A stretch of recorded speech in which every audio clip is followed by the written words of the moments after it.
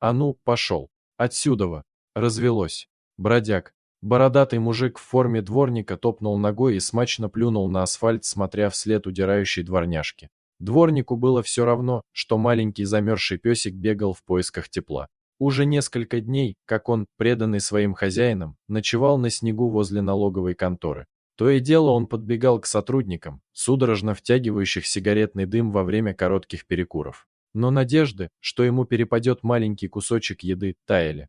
Похоже, зима остудила не только окружавший его мир, но и сердца людей. Вечерело. На заснеженных улицах зажигались фонари. От их холодного света, падающего на дорогу и сугробы, становилось еще холоднее. Лапки песика совсем замерзли, а в животе было предательски пусто. Никто так и не кинул ему даже маленького кусочка булки.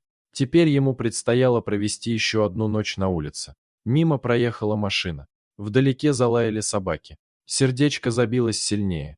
В случае, если они его почуют, он не успеет убежать. Песик сел у ворот налоговой. Поочередно поднимая к груди замерзшие лапки, он провожал взглядом выходящих из ворот людей. Ему повезло.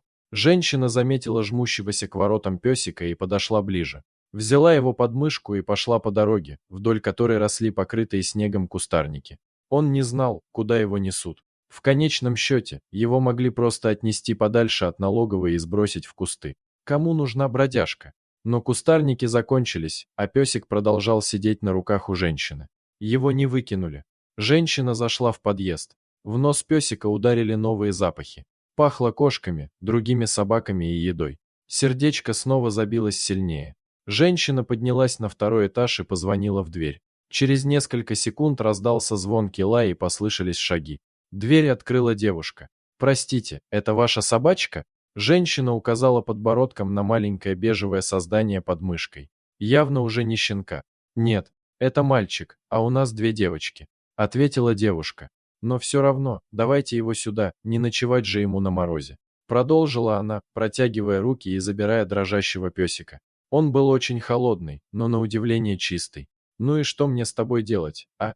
Дружелюбно сказала девушка, разглядывая незваного гостя, который уже вполне освоился и обнюхивал пол и стены. Незнакомец вызвал живой интерес у других обитателей квартиры двух пинчеров. Они виляли обрубками хвостов и таращили глаза.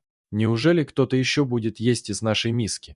Придется тебя выкупать, хочешь ты этого или нет». Девушка подняла песика с пола и понесла в ванную. Он не сопротивлялся, пока его намыливали шампунем и промывали теплой водой. Когда он полностью высох и поел, то продолжил исследовать свой новый дом с опаской и интересом. За ним следом с не меньшим интересом следовали две собачки, поэтому песик периодически оборачивался. В комнатах было тепло, чисто и вкусно пахло. Когда пришло время спать, песик запрыгнул на кровать, будто знал, что она предназначена для сна. «Нет, нет, дорогой, ты будешь спать вон там», мягко, но строго сказала девушка, указав на кресло. Песик повиновался. Спрыгнув с кровати, он забрался на кресло и, немного покрутившись, улегся. Так он проспал всю ночь. Но наутро он решил попробовать еще раз и перебрался на кровать, лизнул лицо девушки, уткнулся в плечо и заснул. Девушка не стала прогонять его. «Натерпелся, бедолага», — подумала она. Для песика, которого назвали Вольтик, начиналась новая жизнь, без холода, голода и предательства. Без одиночества. Дорогие зрители, подписывайтесь на канал, ставьте лайки, пишите комментарии. До новых встреч!